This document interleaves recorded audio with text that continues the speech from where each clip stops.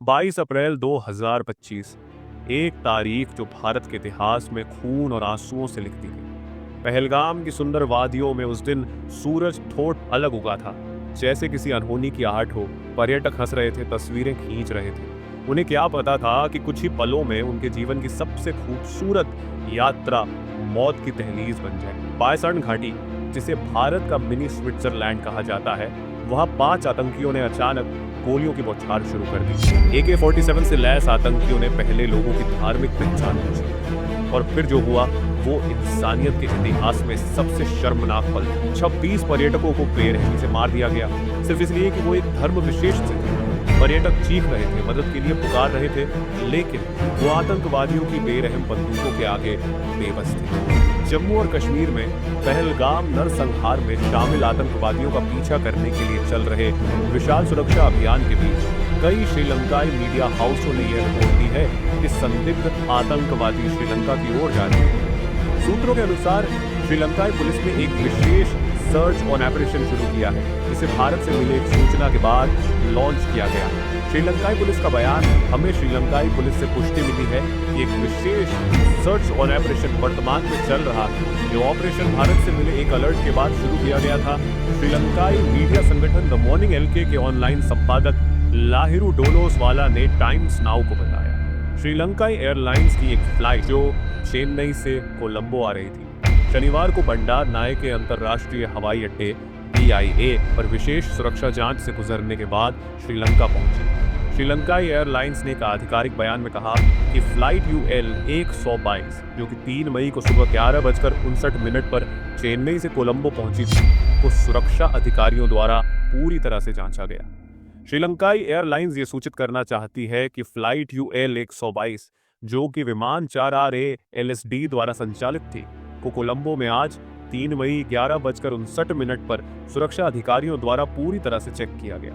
यह जांच स्थानीय अधिकारियों के साथ समन्वय में की गई, जिसमें चेन्नई क्षेत्रीय नियंत्रण केंद्र से प्राप्त एक सूचना के आधार पर यह जांच की गई, जिसमें एक संदिग्ध व्यक्ति के होने का शक था, जो भारत में वांछित था।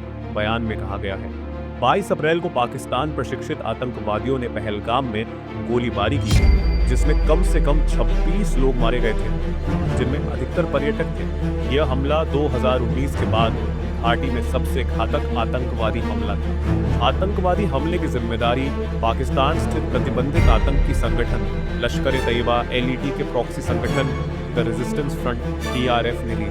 आतंकवादी हमले में शामिल पाकिस्तान के आतंकवादी एक पूर्व पैरा कमांडो थे, जो पाकिस्तान आर्मी की स्पेशल फोर्सेस का हिस्सा रहे, जैसा कि इस मामले की जारी जांच से पता चला।